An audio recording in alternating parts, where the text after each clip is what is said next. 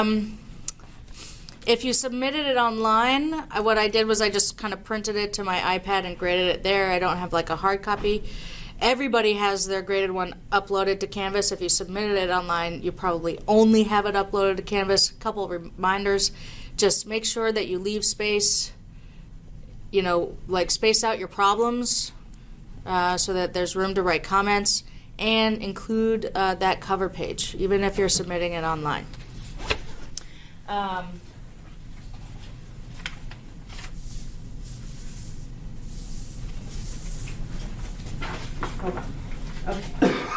We're working on assignment 2.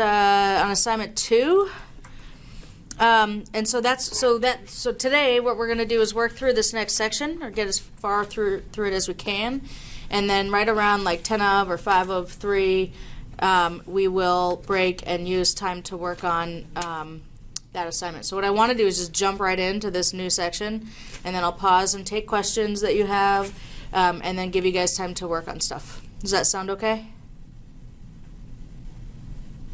Sound okay in Randolph? Okay. All right. So we know how to solve these first-order linear equations using an integrating factor. Sometimes they're separable. Sometimes we need to use an integrating factor. Right now we're going to look at very specifically first-order linear equations with constant coefficients. So like they can be written in this form: x prime plus a times x equals 0, where a is just a number, it's just a constant. So it's sort of like a is like the function of t. You know, when we viewed something as linear, we were able to kind of identify what was that function of t, and then it might be equal to some function on the other side. We're focusing first on the homogeneous equation, so that's the equals 0 part. And these types of equations has an associated characteristic equation.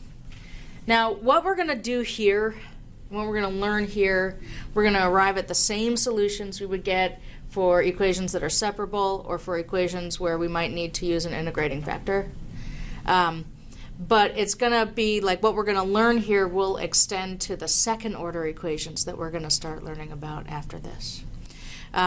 So this linear equation, constant coefficients, that's homogeneous, equal to 0, that part's actually really important, has this associated linear equation, s plus a, so a new variable s plus a, the same as this a, equals 0.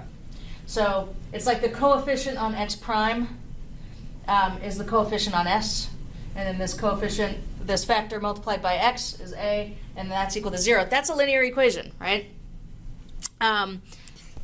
Super easy to solve.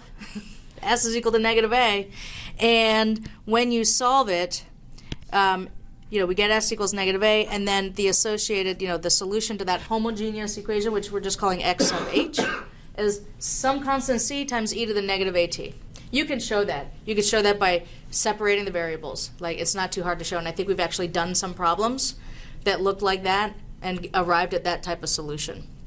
So what we're going to do now is just get some practice on using this pattern, and then we'll learn what do we do when it's not homogeneous, right? What if it's not equal to 0? Because that function only works when it's homogeneous. So in 215, we've got the equation x prime plus 2x equals 0. What's the characteristic equation?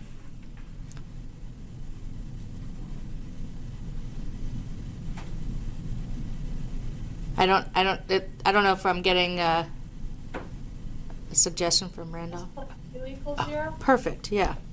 S plus 2 equals 0. So this has the solution s equals negative 2. And then what is the associated, like, what's the solution for the homogeneous?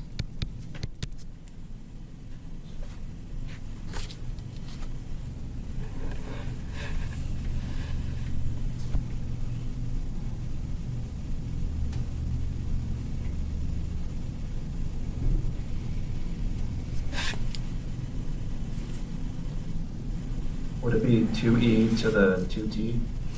No, well, so this constant c is still just an unknown constant.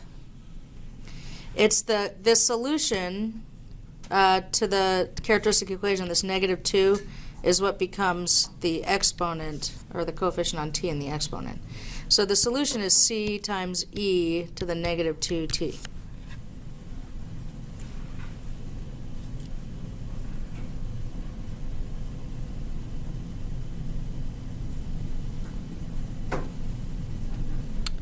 What about in part B? What's that characteristic equation?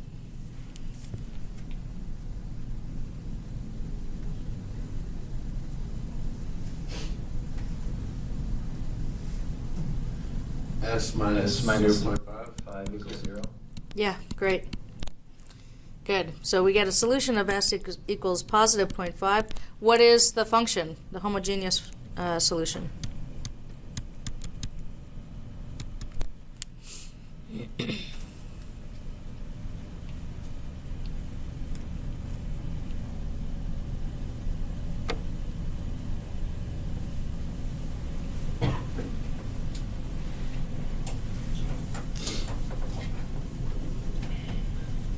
CE 0.5t. Yeah. They all have that, whatever that solution is to the to the characteristic equation, that just becomes the coefficient on t in the exponent. Right? They all look this way. You will arrive at the same solution if you solve this by the other methods that we have. Okay? So if our equation is non-homogeneous, still linear first order with constant coefficients, but it's non-homogeneous, so it's equal to some function of t that's not 0, then what we want to do is we start solving by getting that homogeneous solution like we just did. We say, okay, what if it is equal to 0? Let's find that xh solution. And then we find a particular solution that depends on that function, f of t, which we call the forcing function. And then the general solution, or complete solution, is going to be, you take that homogeneous solution plus that particular, add them together.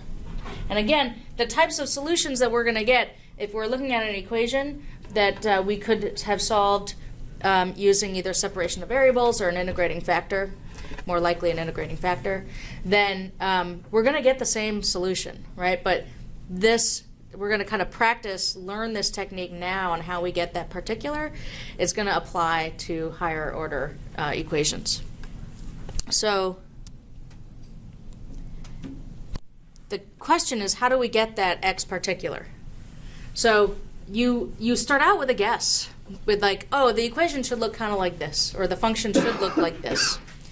And so this forcing function, if that f of t that's on the other side of the equation, if that function is an exponential, like a e to the bt, the form that you start out with a guess is some unknown coefficient times e to the bt, that same power, b times t. So for example, maybe that forcing function is 3e to the -5t. My guess, the basic form that x particular is going to take on, is some unknown constant times e to the -5t, same power. If our forcing function is a polynomial of degree n, then our guess, where we start with for a particular, is a polynomial of the same degree. But we have to allow for whatever coefficients. We just don't know what all the constants might be. So if my function is 1 minus 2t plus 5t cubed, I say, all right, that's a polynomial of degree 3. So my guess, or the basic form I'm going to start with for x particular, is a polynomial of degree 3, but I have to allow for all possible terms. The forcing f of t here doesn't have a t squared term, but we have to allow for it in our xp form. And then if our function is some linear combination of sine and cosine, note here that the arguments inside the sine and cosine are the same, b times t, b times t. I might have different coefficients in front of sine as I do in cosine. So if it is some linear combination of sine and cosine, then my guess has to be, for xp, some linear combination with unknown coefficients, a times. So if my sample function is 3 sine of 2t, it doesn't matter if the actual forcing function only has one of those, only has just sine or just cosine, or maybe it has both, the form that I start with is the same. Some unknown coefficient times sine of 2t, that same argument, plus some unknown coefficient times cosine of 2t. That's basically how we start this. We take our lead from what that forcing function looks like. Now there is a catch. This table works, however, and this is why we always have to start the process by finding the homogeneous solution. If what you would be guessing over here for the form of x particular is equal to the homogeneous solution or already included in the homogeneous solution, then you have to throw in a factor of t to the k. Often it's just a single factor of t will work, but it's just whatever power of t is not already included in that homogeneous solution. We're going to see an example where we need to do that. So I just want to start. We're gonna work with this differential equation for the next few examples. So that's our same. We're just going to change up what the forcing function is. So we'll note that we already know the homogeneous solution. We found it. It's c times e to the negative 2t. We found it on the last page. So now we have the homogeneous solution. We're going to find the particular. So the forcing function is linear, or polynomial degree 1. So that means that we're going to start with our guess as an arbitrary polynomial degree 1. Or a times t plus b. Right, and I'll just point out like this, if f of t is equal to t, that means we're solving the equation x prime plus 2x equals t. That's basically the equation that we're solving. So there's our form of x particular, but we want to find we want to know what a and b are, right? So we have the actual function. So what we're going to do is, the way we do that is we find, here's our x, we're going to find x prime. And then we're going to substitute those into this equation. And then we're going to be like, well, what do a and b have to equal in order to make that equation true? So our x particular is at plus b. What is its derivative?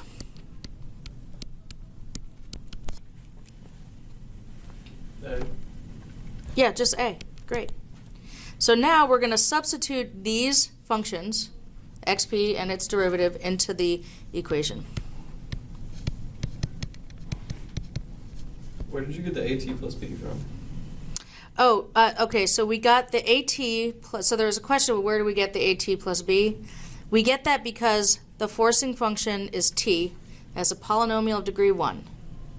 So going up here, if I have a polynomial of degree n, then the basic form is a polynomial of that degree where I just don't know what the coefficients are. And A0 you're treating as B?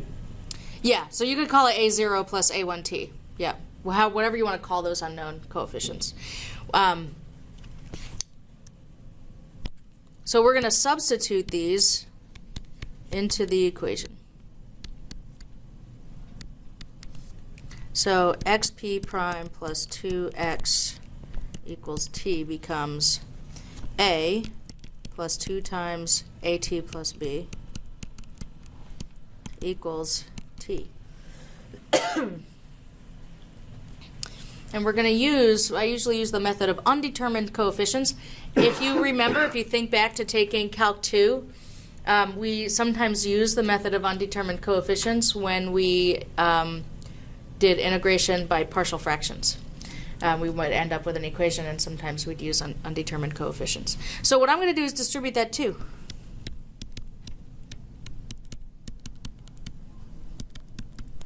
And so that means that 2at, now I'm just going to rearrange these terms, 2at plus, and then on the left side, my constant term is the sum, a plus 2b.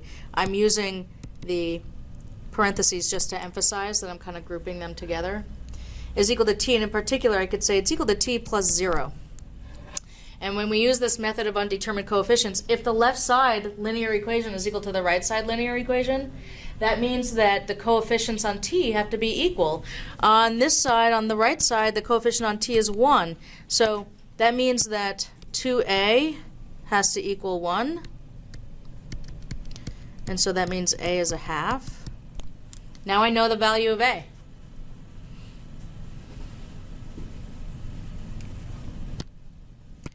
Also, we know that A plus 2B has to equal 0.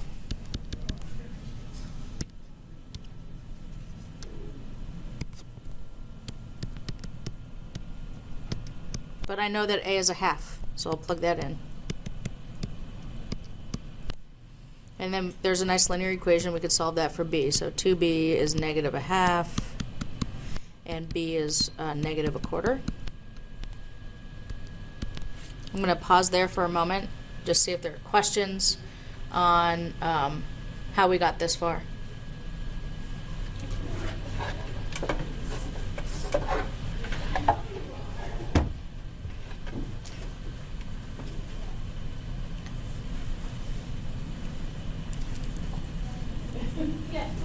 Okay. So we know A and B. That means that x particular here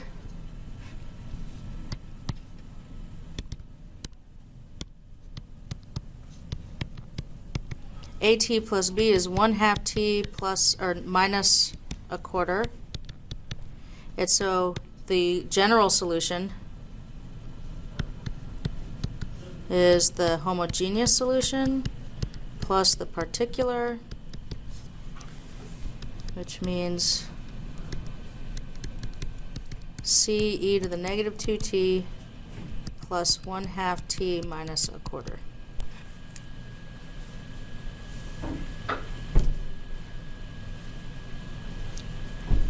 And if we solve this equation, I should have a subscript p as well. If we had solved this equation by using an integrating factor, we would get the same thing. We will get the same thing. This one didn't require us to really use any, do any integrating. It's sort of interesting. We kind of had more of an algebraic approach. And we'll find that that's a common theme in solving differential equations, is trying to change the domain of the problem from being one that exists by thinking about integrating functions to one that just thinks about like solving algebraic equations.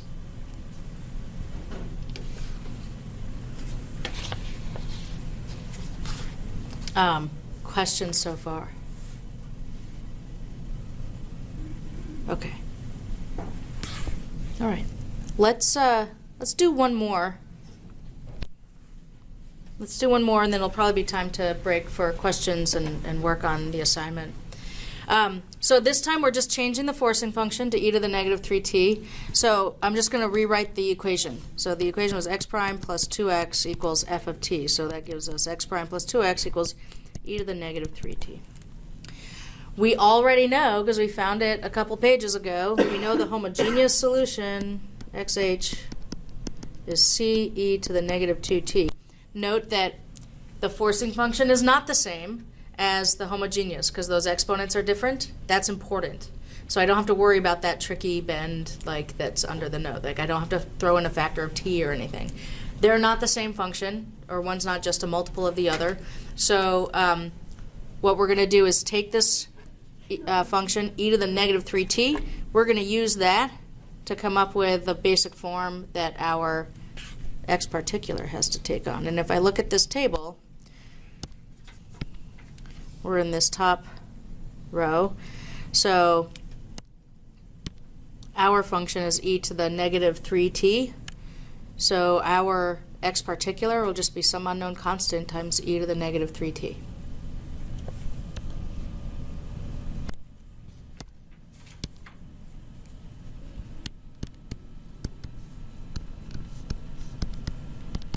And you can call the constants what you want, but I stay away from C because I'm already using it in the homogeneous.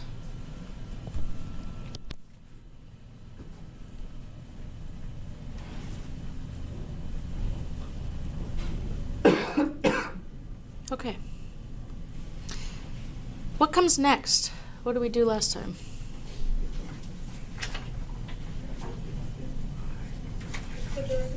Take the derivative, yeah. We're going to take the derivative because what we're going to do is throw in the xp and xp prime into this equation to help us figure out what a has to be. So what do we get for xp prime here?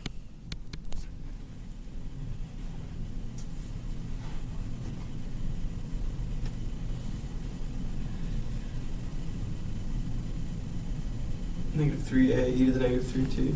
Negative 3a times e to the negative 3t. Great. So now we substitute. And we have xp prime plus 2xp equals e to the negative 3t.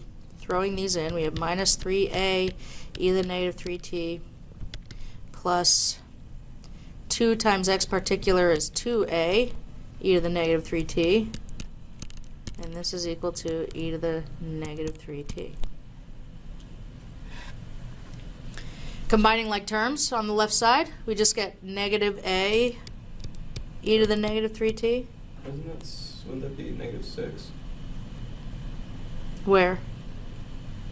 2 times negative 3. A to the e. Where is 2 times negative? Where is 2 times negative 3? Oh, never mind. I see. Yeah. Okay.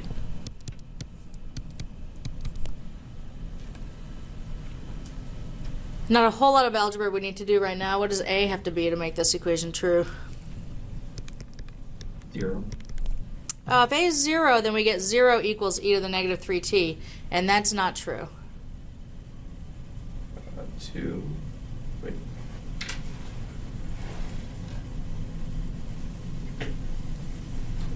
Negative 1. Negative 1, yeah, right? So, oh, sorry, somebody didn't have a microphone, so maybe you got somebody beat you to the punch. But yeah, if a is negative 1, the negative of negative 1 is positive 1, and that matches up, right? Because that's the coefficient on e to the negative 3t on the right side. So a is negative 1. That means that x particular is negative e to the negative 3t. Our x of t general solution is the homogeneous solution plus the x particular. So we have c e to the negative 2t minus e to the negative 3t. And these are general solutions because, of course, they didn't give us an initial value. If I knew a point that this curve passed through, we could use that to help us figure out what c is equal to, but this is a general solution.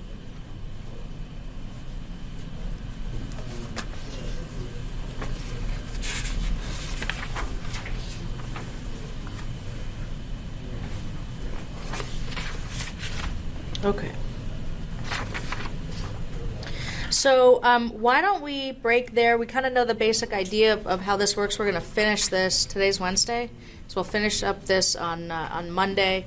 And now I want to break and just see if there are questions that people want to throw at me right now, thinking about that assignment.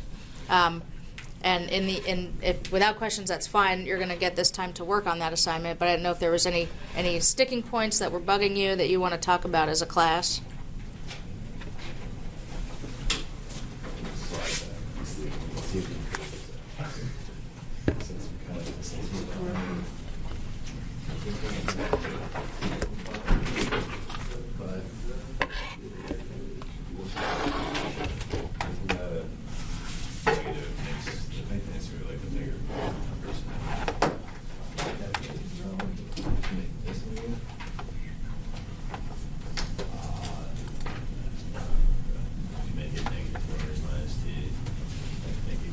Okay. If there, I'll just let you guys kind of get to work, and if you do have questions in Randolph, I'm gonna just we're still connected, so just give a shout, get my attention, and we'll address those questions. Could you put the questions on the screen? Oh yeah, hold on. Hold on. Give me a second. I forgot. I gotta log into Canvas.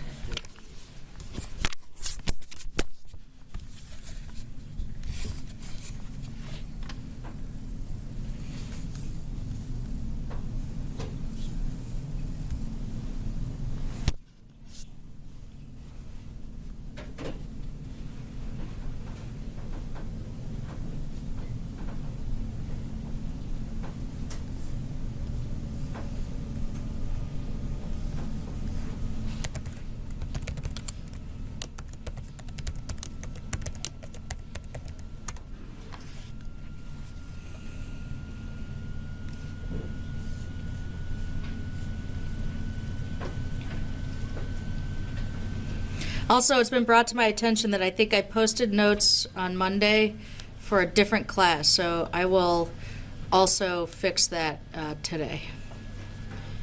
The video rendered, but I haven't had a chance to upload it to YouTube yet.